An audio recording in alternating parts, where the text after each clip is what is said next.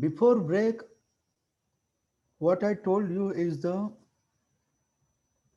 basic fundamental principles of PBL. A cognitive principle which takes care of students' cognitive abilities, where students are challenged through the complex challenging problems. The nature of the problem demands that the student should work in a team with which are having complementary skills, and then by working on it,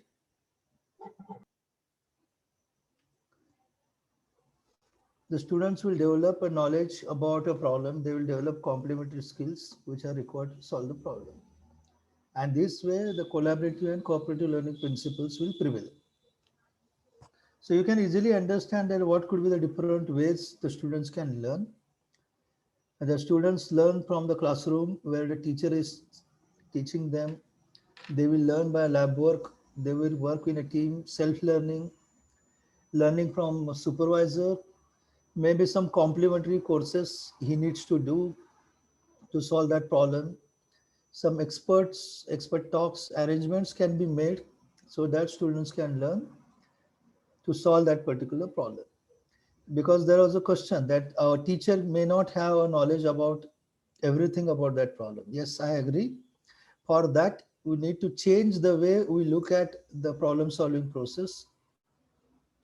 We can collaborate with other teachers, we collaborate with the industry, we collaborate with the experts in that particular field. And that's why the PBL becomes more holistic approach rather than approach through the committees. I know there is different cells in the institutions like industry institute, partnership cell, entrepreneurship development cell, R&D cell. All these cells can be freezed, and then simply you can make a proper PBL practice where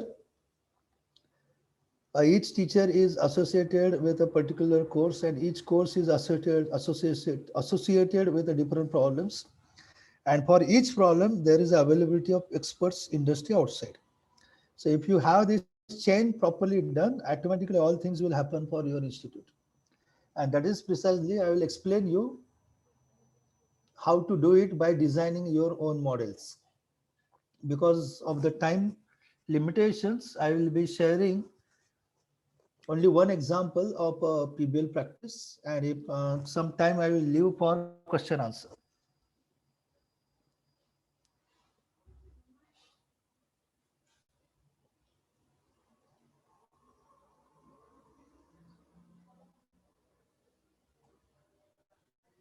Okay. So the topic which I'm addressing or explaining is to that how knowing all these PBL principles, how knowing all that fundamental concepts, how PBL helping our students to enhance skills as well as learn better in PBL environment. But how to practice it? That's more important question. Because then if it is not known properly, then there will be a different practices. I told you that capstone project in which the students in a final year are not doing projects is not a PBL, because there are essential elements of a PBL is missing. That is contextualization. Students are doing the way they want to do the projects. They can take any project they want to do it and then they solve it. And very often they will miss the learning objectives. Obviously, the holistic objective is that they should apply the knowledge they have learned in a 3 years, but that doesn't essentially help students to understand the fundamental concepts of courses. And then when they approach in a training and placement anything, we often see in that students lack in technical uh, their technical rounds, or they have a technical knowledge which is very low, which have often been identified as a training and placement officer. So this is how it has been interrelated. So let's understand that how you want to implement it. Are you ready? Are you willing to implement? Yes, sir. Yes, sir.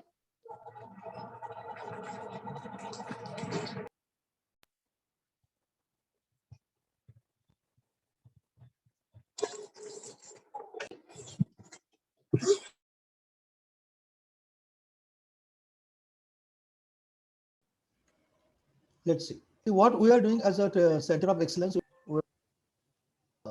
So that is a different story, but focus is to develop the capacity. The main focus of all this activity is to develop the capacity to practice PBL. And sometimes teachers comes back to me saying, sir, we are practicing PBL and we are having these outcomes, and then I feel very happy. There are institutions who wanted to change the complete thing, like HMR Delhi, SIT, KIT Kolhapur, or Gitanjali Hyderabad, who had 1 year MOU with us, and we are completely changing their education system on a PBL manner. So this is what we do as a the Center of Excellence in Director. So that whenever this happens, training online, it is difficult to conduct the activities because mostly the teachers in a trainings will be very, very immersed in activities. There are a lot of deliberation discussions happening. And this is how we work. We also write European Commission projects through the Center of Excellence, where we develop a capacity for teachers to go abroad. They will go abroad, they have international experience, they will come back and they will work in a international and national environment. During this 1 year handle MOU, we have a series of 22 workshops, startups, and writing a European Commission project. In general, what we call is a capacity building program, where we are helping institutions to implement PBL in a proper scientific way. We know that India is getting into the OBE paradigm. Many institutions are adopting accreditation approach, OBE approach, which essentially starts from the graduate profile and then developing your curriculum as per the requirement of a graduate profile, and then checking where the attainment has happened, having reflection and continuously changing the teaching learning practices. This is how it happens in a traditional course, but in PBL it's a different way altogether. How? Let's see. This is the learning outcome for your reference. Any curriculum, when you want to design, it has these three elements. One is a something content to be learned, and then teaching learning strategies, how that content is being learned or taught in a classes or outside the classes, and then how to ensure that whether that particular content has been learned or not. So any curriculum designer will need to know all these three elements together, and it is it has been scientifically proven. If this all these three elements have been aligned properly, then and then only the OBE paradigm can be achieved. So in the context of PBL, how PBL is happening in Aalborg University. Let's understand that, because then you will understand how the university level model is designed. In PBL, especially Aalborg University has a very good connect with the nearby industry and the society. So they identify the problems from real life, maybe industrial problem, or maybe national global needs and future technologies or future needs. So based on that problems which they identify, they cluster the problems. And based on that problems, they will design their curriculum. So the curriculum is designed based on the problems. So their curriculum, their syllabus content, and not only curriculum and syllabus content, their complete assessment strategies also based on PBL environment. So when all these three elements are properly done, where the curriculum is there, assessment is also there, then goes into the classroom teaching. Labs are designed to suit the problems. Students' experiences are designed to suit the problems. So with this, along with a team of the students working together, they apply their knowledge to solve the given problem. And this happens in a continuous cycle, because the students' Barrow cycle is being followed in the students. And then they apply the continuous knowledge which they are reciprocating through the classroom teaching, learning, and lab experiences, they will solve the problem. Since their assessment is based on a problem, their focus is on solving the problem rather than submitting as a project. And that is how this approach is different than us. In us, what we do, we have a curriculum already designed where we have classroom teaching, then we form the team, and then we expect our students to apply the fragmented knowledge to solve any real life problem. And then probably we are aware that this curriculum is not always coherent with the type of the problem which the students are addressing. Neither the syllabus has a lot of focus on a project, because I have seen that in the curriculum of 750 marks, there are only 25 marks given to the projects. That doesn't anyway motivate students to do the good projects. So the balanced curriculum is the curriculum in which a lot of weightages are given to the PBL or problems.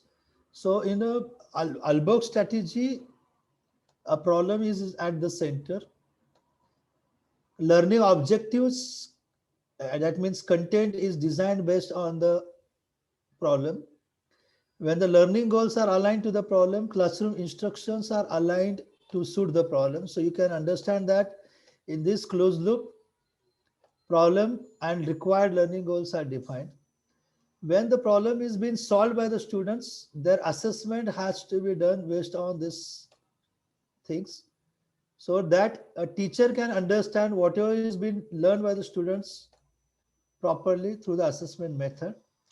So this part basically a design of a PBL. Infrastructure of the university, infrastructure of the institute has to be aligned, which will help in this problem solving process. So this is the way educational model is evolved, where a problem is at the center and everything revolves around the problem. And when you identify this problem, obviously student has been kept at a center. The student's requirements, OBE, graduate profile, everything is considered when you identify the problems. So that's why the problem is a central part of a learning process in a PBA. So this, yeah. Essentially, Aalborg University is a model in which they call it a system level model, because complete full university is practicing PBL. If there are certain examples where the university is traditional university, but few departments like Victoria University Mechanical Department is practicing PBL, all that model is called the program level models, where one program or one department in the university or in any institute is practicing PBL, which is called as a program level models. And course level models are very important models, which are very essential for PBL practice at teachers level. So you can see the three different levels. A system level where the complete university, curriculum design, board of studies, everybody is aligned to the PBL. In a program level, a program has autonomy, so the program designed on a PBL way. In a course level, where a particular teacher is wanted to understand how the PBL can be practiced, so he wanted to practice PBL in his own course. So all these three models have been practiced depending on the type of the university, type of the institution you have, and vision, especially the vision is more important here. Because in program level, vision of the head of the department plays a key role. In a course level, vision of a teacher plays a key role. In a system level model, vision of a board of studies, vice chancellor, or maybe a vision of owner of an institution plays a critical role. And no doubt, every institute wants that their students should have good patents, products, publications, placements. So all this can happen in a one single model, that is PB. So only thing is that it needs to be practiced properly.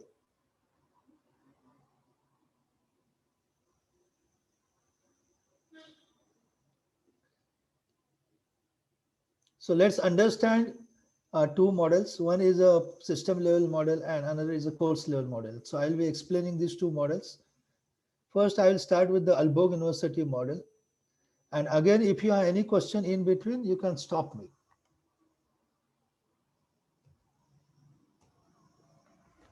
This is the old model, but I need to explain this also. Initially, before 2009, Aalborg was having this model where they were having a complete semester structure of 30 ECTS. ECTS they call as a European Credit Transfer. So European Credit Transfer is a system in which the students has to work for minimum 30 hours during a for getting one credit. So 30 ECTS means it's you can understand 900 hours of work totally in a semester. So, and you can also see here that a 50% of a weightage of a whole semester is given to the a single project, and that project base essentially solves the problems, and because it's a problem based project work, so this complete project has 50% weightage of the semester. And some courses are directly developed which are related to the problems. So they have interrelation between theory which is taught in the class and practice which students are doing while solving the problem. Some courses they call as a study courses which are required for general knowledge, which are not core concepts, but maybe some interdisciplinary courses which are required, maybe some fundamental courses which are required, like professional communication, ethics in the research, publishing the material. So these are allied courses which are helping students to improve the outcomes. And then you can see the students' motivation here that 50% of a semester weightage is given to the projects. So imagine the motivation of the student to solve the projects. Unlike in our system where we have a small element in a complete curriculum, which is flooded with the theory. So this is the one approach. In 2011-12 onwards, they have changed this model. And then they have developed a new model where they said, okay, having study courses is okay, but we want a more holistic ones.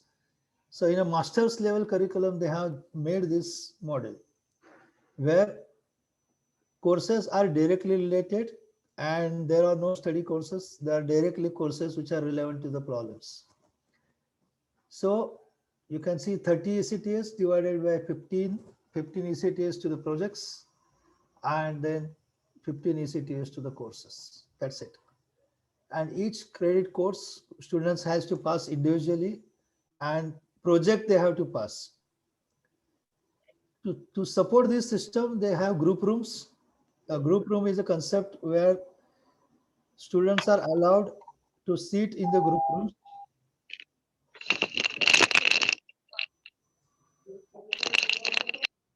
Sir, can you mute him or her who is there? Okay. So the group room is a concept where Aalborg University students comes together, sit in a group. It's a special room for them, whether they can sit together and they can discuss about the project work together. So what is being done, they have a teaching, they have a tutorial rooms and they have these group rooms. So whenever there is a project work, students often work together in these group rooms. And what we do normally that we don't have a timetables. We don't have a timetable because our timetable is flooded with the theory. But what Aalborg has done, there will be only lectures in the morning session, only till 12 o'clock. And after 12 o'clock, there will be only and only project work, nothing else. Because this kind of a system is, I know you are raising eyebrows that only 3 lectures in the morning and rest of the day where the students are allowed to work on a project. Any comment on this? I just wanted to have a comment on this. Please give comment. What will happen in India if it is done? Too good, sir. At See, least we lecturers will be updated. yes, of course, because our focus is more on teaching, teaching, and teaching. Every day, imagine a young boy or girl who has dreams to become engineer. He joins any engineering college or any professional institute, and suddenly he thinks that morning 9 o'clock, 9 to 10 lecture, one teacher comes, goes. 10 to 11, another teacher comes, goes. There is a break for 15 minutes, another teacher comes, goes. Another break, another lab work there. Lab is only for completing the fundamental principles. That's it. Day is over. Continuous 5 days, same thing happens. Continuous semester, same thing happens. Where is the learning? Where is the teamwork? Where is the project work? How many times we have seen students working in a team? Why this is happening? It is not because our students don't want to do. It is not because our teachers don't want to do. It is not because our students don't have abilities. It is not because our teachers don't have abilities. It is because our timetable is flooded with lectures. And my dear friends, please provide some time in your timetables for your students to breathe easy. Let them breathe. Let them take a break where they have a discussion on the projects. Let them take a break whether they go into the lab and work on the projects. And if you are expecting from 9 to 5 they should attend the lecture, and after 5 Saturdays, Sundays they should do the project work, I'm sorry my friends, this is not going to happen.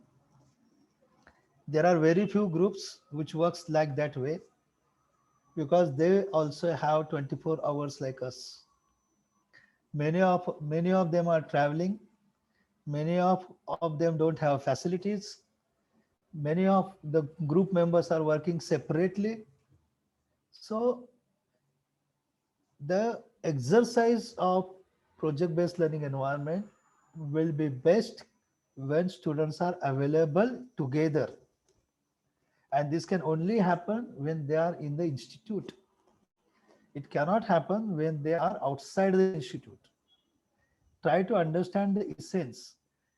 And if it can happen, then some students can manage it because they sometimes they stay closer by or maybe nearer to the hostel, and then the success is very partial.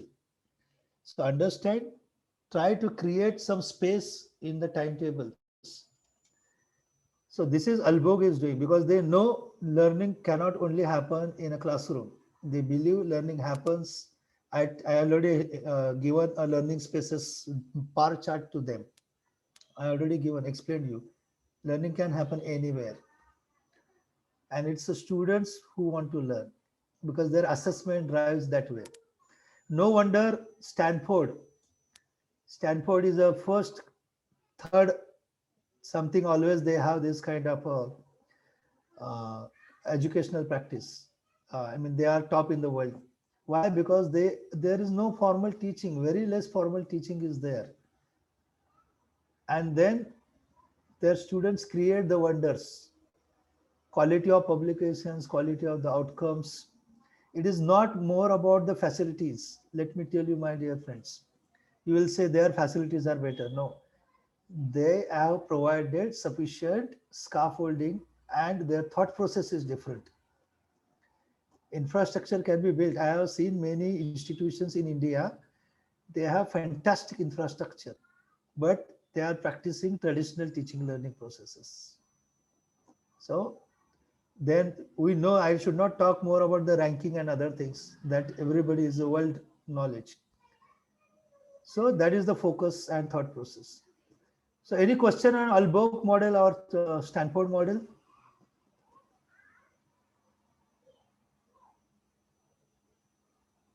It's a different world. Please ask questions. I know it is difficult to digest that any such kind of things can happen. I am showing you examples in the real sense. The same world. The only difference is that we are living in a different world.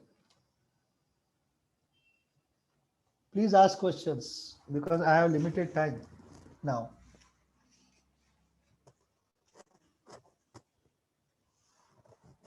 What do you think could be the challenge to Indian institutions to implement this? Sir, Yes. my question is Hmm. how to make this possible in at our institutes or our in our universities. Whole thing need to change then. Actually, I would say it is not impossible. It is, in fact, some universities have taken some steps, like Pune University and Mumbai University have added some element of PBL in their curriculum. But still, it has become add-on strategy. Because when you have a vision to become top 100 in the world or at least top 10 into the India, then you need to have a different philosophy. Having same philosophy of education will not help to become top in the world or top in India. So it's very much possible. That's the answer to your question first. It is not that everything has to be changed, not at all. I will tell you. First is the way we think about the education that we need to change. Then aligning the different pieces together, we need to, some strategic changes we need to do. And then allowing our teachers to experiment fully and with full potential without any administrative structures. Obviously, you can have administrative structure as an outcome-based administrative structure rather than input-based, that how many lectures you have taken. Instead of that, you can say how many patents your students have filed, how many products your students have developed, how many publications your students have, how many competitions your students have won. So that is outcome based rather than input based. And then teacher have this full flexibility to use the complete university structure, libraries equipped to help the students to learn better. Library don't have only textbooks, or rather the library don't have only textbooks related to the courses. Rather that the whole library is equipped with something which is useful to solve the problems. So textbooks, we often see nowadays that students are even not referring to the reference books. Have you seen that? Do you have that observation? We always say that our generation was very good. This generation is not so good. Because that is, generation is not changed. The education has to be changed according to the generation. We cannot carry the same education the same way. So that is the difference. That is the answer to your question. Sir, Yes.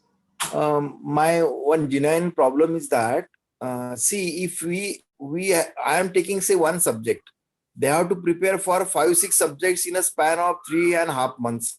Okay, and for every 4 marks topic, if I'm asking to go to reference book and read the 40 pages and then come out with the ideas, do you think it is possible for them very effectively? Sir, we have been practicing PBL in last 13 years. And last 13 years, we are doing the same thing with our students. And we know that we are successful because Okay. all the students, like for Vishwaniketan, I will tell you, we have running these 4 models effectively depending on the requirements. We keep on changing the things. Out of which I will be only explaining you only one model, how we do it. That is called as a course level PBL. Because each model is different in its objectives. Each model is different in its vision.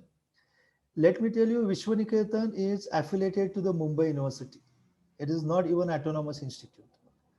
but we are practicing PBL right from the inception, right from the beginning, because we believe this is the way of educating the students. So the course level PBL has a intention where the students has to learn the course. Here the objective is to help students to learn the fundamentals when solving the problems. And because we have because since we are affiliated university, teacher has to teach the courses, and then we also need to ensure that students are ready for the examinations. So for that, course level PBL helps. In this process, our teachers identifies the PBL problems, and the students in a group solve the problems. Either it is identified by the teacher or the similar problem has been identified by the students. In a technology PBL, or we call as a value addition PBL, we identify the various gaps in the technologies which currently industry is doing, industry is practicing, because we often have limitations of the curriculum where students are not even knowing the current new technologies, because university has to design their curriculum considering the last end of a system, that is the poorest of poorest learner and active learner both. So the technology PBL helps to bridge the gap where the students learn the technology and apply the technology on solving the problems. Industrial PBL is the approach in which the students work in the industrial labs, and that industrial labs has the industrial connect. Industry comes with a lot of problems to our students, and industrial problems are solved in industrial labs. UG Fellowship or International PBL model is a model in which our students gets international experience, where they go abroad for 42 days. In 42 days, they learn with the foreign professors, and they come back and they start their own work in India. So these are the four models, out of which I am going to explain course level PBL in much detail. If anybody want to know more about it, I need time is not limiting me, but let's see. Let's understand course level PBL. And in between, if you have any question, obviously you can ask. As always, you are welcome to give a ask a question.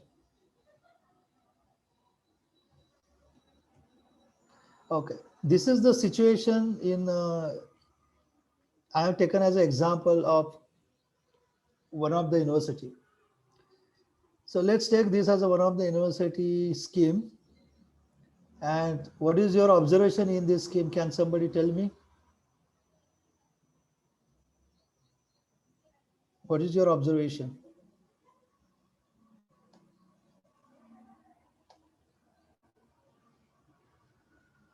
I think similar set is there in many of the affiliated institutes, or maybe private universities also saying the same structure. I don't know. But any comment on this? Any observation?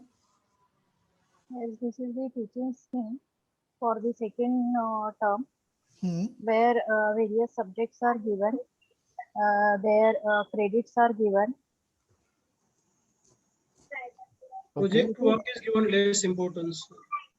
Yes, project work is given 25 Yeah, out of 750. this is the term work. Term work given. That is also a term work. So term work is, that means by default we cannot fail our student in term work, right? So we have to give minimum marks and then we need to pass the student. Yes. So how you will motivate students in India to focus on project work if they are getting 725 here?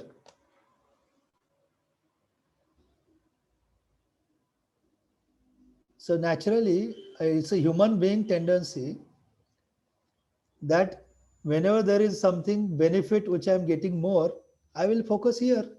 Why I will focus here? And anyhow, it is a term work. It means that teacher is not going to fail me. So I will get 10, 12, 15, 16 based on my relation with my teacher or maybe a supervisor. So the idea is the change, and you can make a change here. Obviously, I am not saying that you reduce these courses. If you can reduce, that is much better. But at least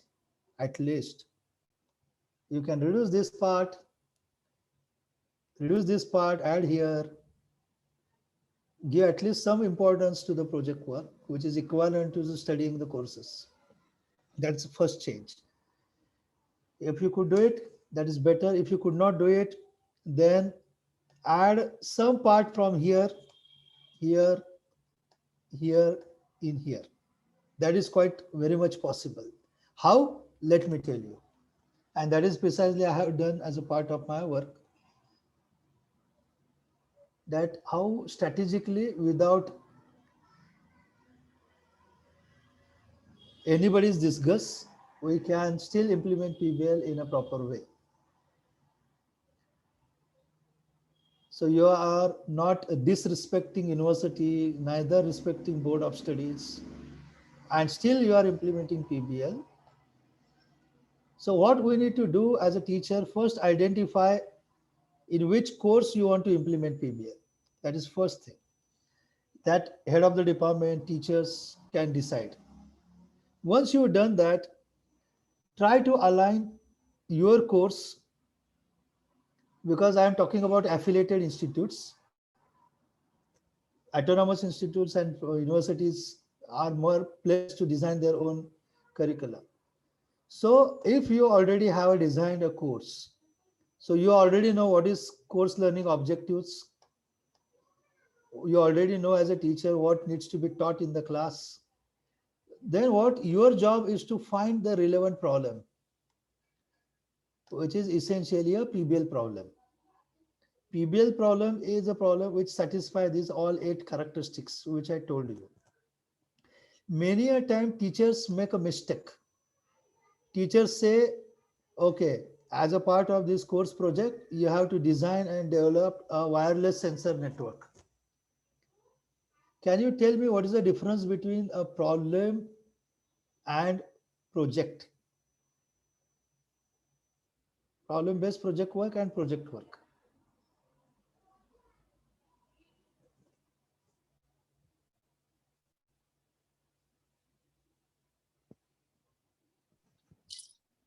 Project could be the one you are modifying the existing model. Okay.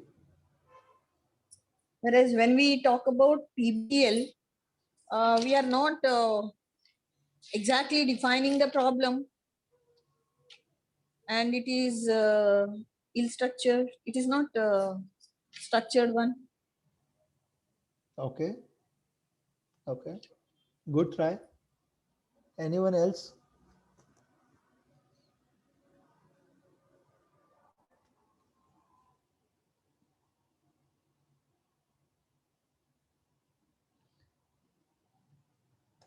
Suppose I type design of wireless sensor network.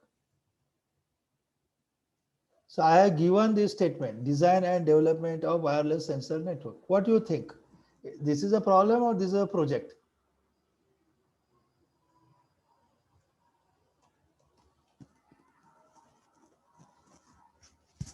Problem. Why? Where is the problem? No, sir, this is a project, design of wireless sensor network for a home. Yeah, this is a project. Yes. Where is the problem here? Problem. Why to design? Yes. Why to? Yes, sir. Yes, sir. Why to design in which application you want to wireless sensor to utilize at home? Yes, thank And you very which- much for that answer. Yes, please go Okay. ahead. Please go ahead. I And will stop. which appliances you want to remotely wirelessly control, and which of the application you are required to control remotely? That Why is- to control remotely? Why to control remotely? Yes. Thank you, sir. So the idea behind the project is to ask students to develop something, but it has to have something need based.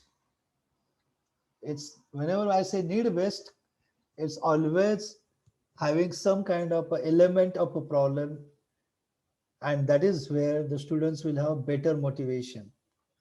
Suppose if I say a design of wireless sensor network for a home, my focus will be limited.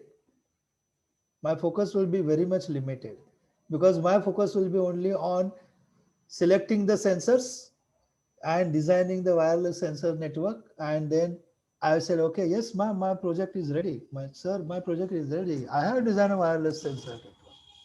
But if you ask why, what is the need, students will not be able to explain. Rather, if I say there is an old age couple which is staying away from their family, they are not having a home which is very friendly to them, which can help them to control all the devices. And then we as engineers wanted to help them because it's a societal problem that old age people cannot have a control over all the switches and the televisions, everything. So can we have some solutions to them? So this becomes a more broader problem. Then students has to go to the old age people. They need to connect with them. They need to ask questions. What is the problems? What are the different set of their requirements? And then students will try to understand what are the different requirements, problems available, what are the different homes. So architectural point of view, civil engineering point of view, mechanical engineering point of view. So the all point of views will come into the picture, and finally they will design a wireless sensor network for older people. But here you can see the context has been changed because students are now motivated to do something for their society, because everybody has grandfather and grandmother. So if they will relate to their positions in a class. So this is how you can contextualize your own class with the real world settings. And this is what I call as a problem based project work, or not only project work, because there has to be some need, some challenge behind the project. Okay. And obviously when I'm designing wireless sensor network, I need to know what are the different types of sensors and how sensor networks are designed. That's a fundamental knowledge which is available in the books, and teacher can also help them to do that. That is the role of teacher. Okay, and that is precisely what we do in a Vishwaniketan, where we ask our teachers, course teachers, to identify the problems related to their course. And then we have our teams, because we allow our students to develop their own team. But we have this supervisory skills where we ask explicitly our students that how equipped you are to solve this particular problem. But sometimes you have always implementation issues, because each teacher has different issues of implementation. And we are not saying that we are 100% fully satisfied students or fully satisfied teachers. Of course, there will be some variations, teacher to teacher, student to student, branch to branch. But our philosophy is this is how we will go ahead. So sometimes we choose multiple courses. Let me remove this text because I have written something.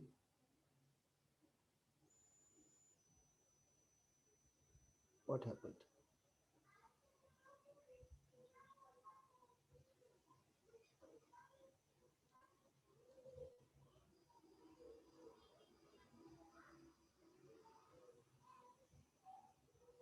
Okay, so sometimes we choose multiple courses because a teacher of 3 courses come together. They decide what are the important learning objectives, which as an engineer, which is more important, or as a pharmacist, or as architectural, whatever the professional course you are studying in.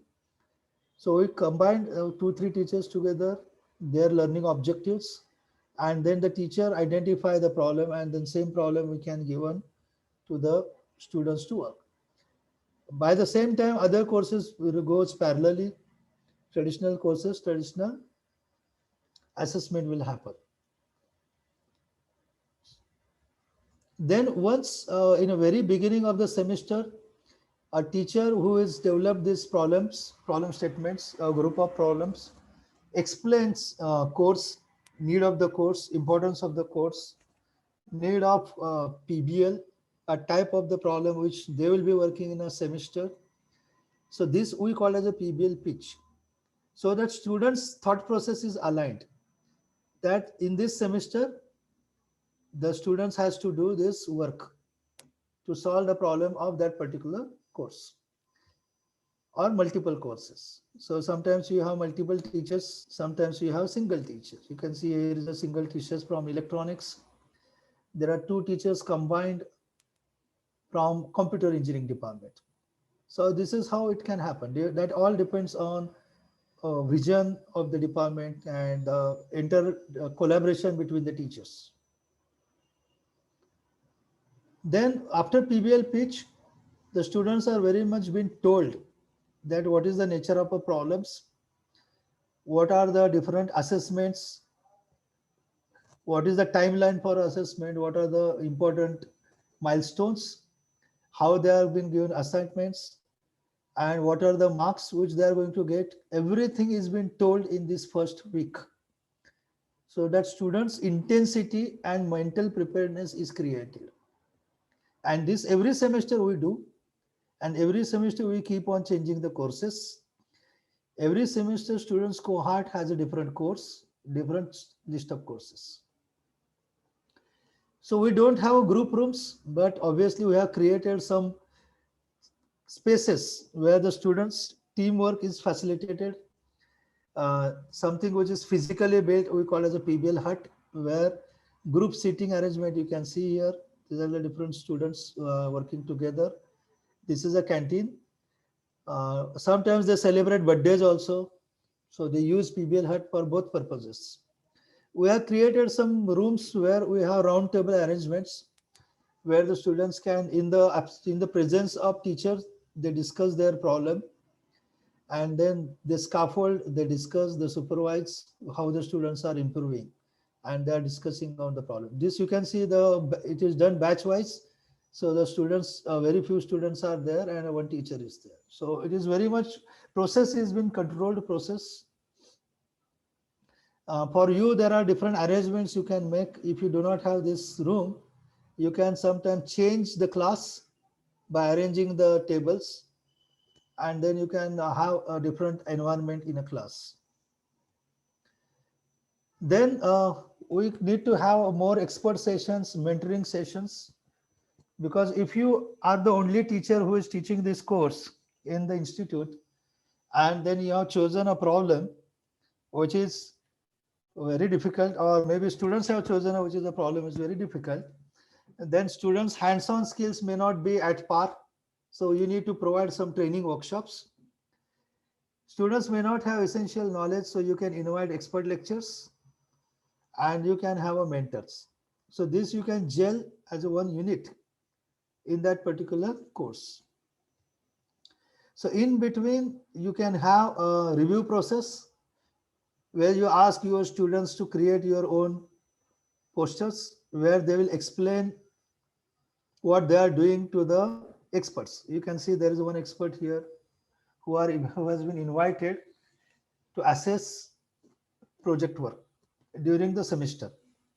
Normally we invite, we means traditionally invite at the end of the sessions, but in Vishwaniketan we invite during the process also. So we can see they are explaining what they are doing, answering questions, explaining what kind of a methodology they are adapted. So here we make some corrections.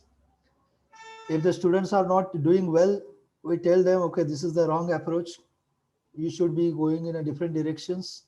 And this is how it happens in front of the whole class. So the students can ask questions. Students are also aware what other groups are doing. So the exchange of knowledge, exchange of thought process goes on. Sometimes students extend their help to each other, saying that I can help you in this regard. If you have any difficulty, you can contact me because I have that kind of a skill.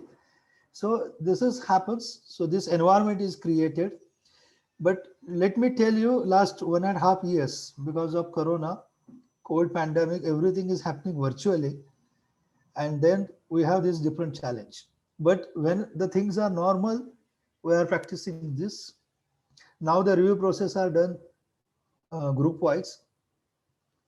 Then we have a project exhibition, whatever the work which is done by the students, every semester they get a chance to exhibit. So we invite industry people. You can see there are 2 industry people. The same teacher you can see here. There are some other teachers who are also helping our students. There are some industry level practitioners. There are some teacher level practitioners comes. Peer-to-peer discussion happens. So all these things happens where the students are allowed to showcase their work. Once they have done, this is kind of a competition where they have to exhibit. So you can see there are a lot of questions, lot of deliberations. So the complete environment is more on exhibition side.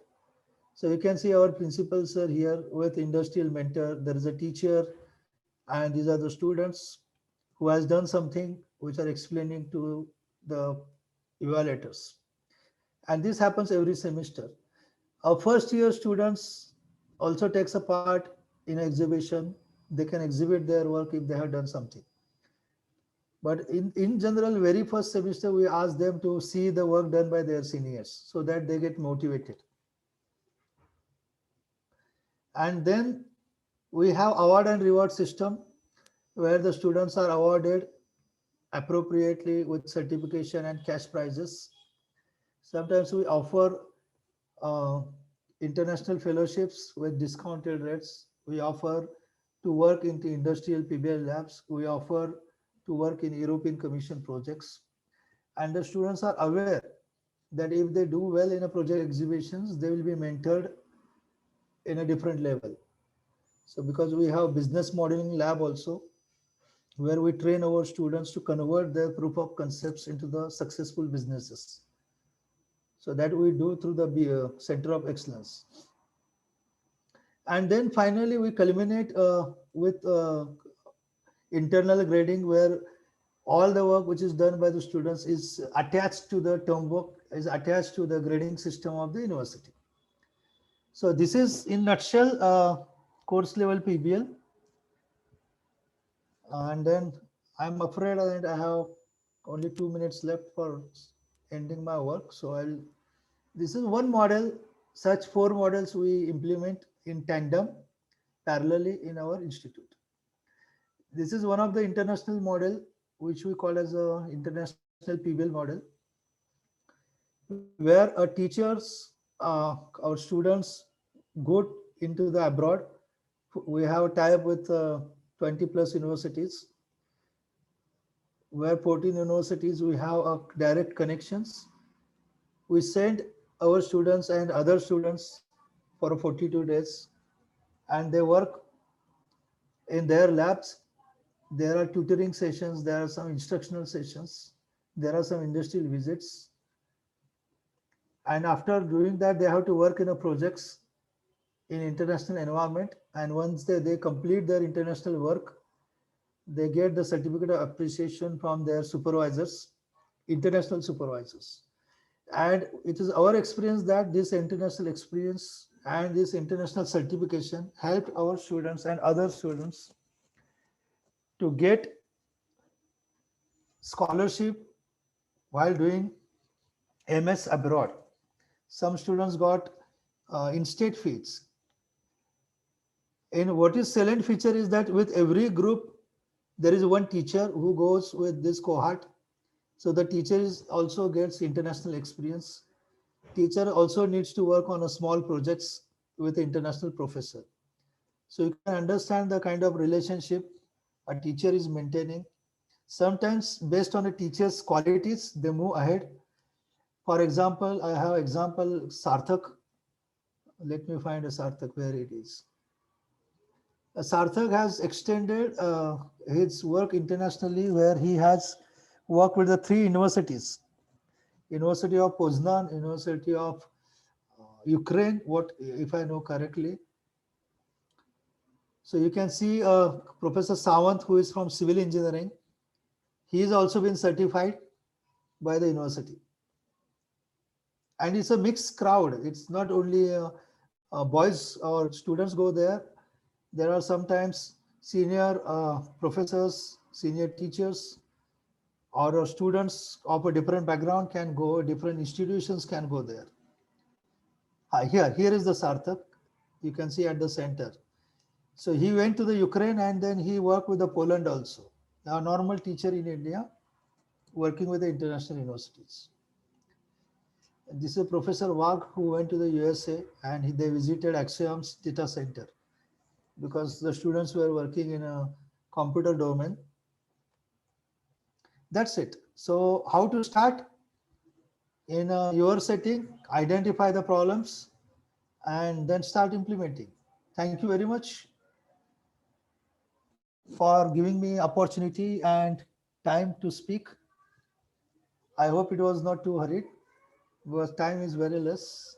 If you have any questions, I can take few questions.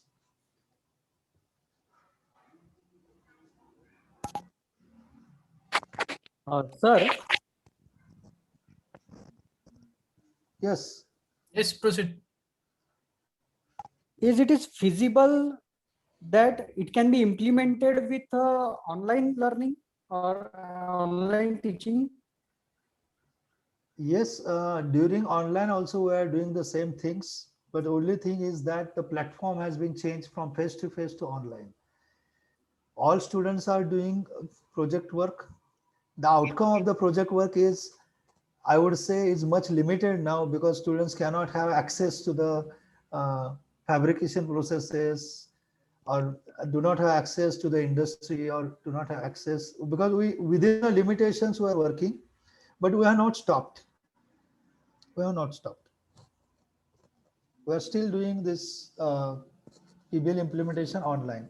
We had tied up with a platform, River platform, where international professors are giving us a problem, and the students have been trained on a different technologies, and that technologies are learned by the students in online platform, and they are implementing that technologies on their project work.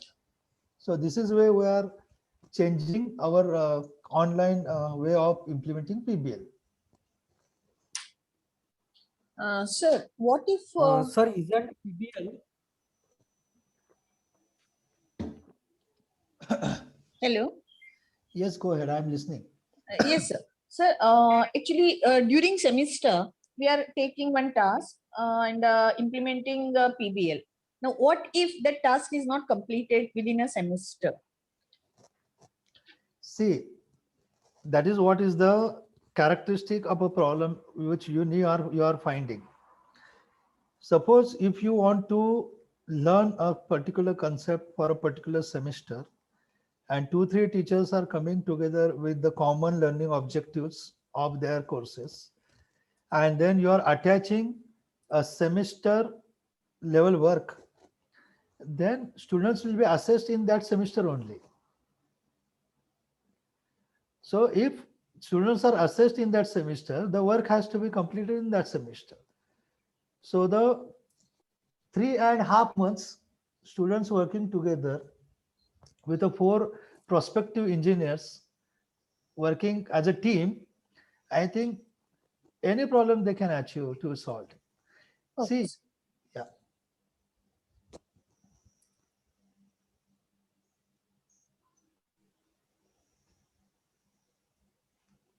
Yes, a question, please. Do anyone have any question?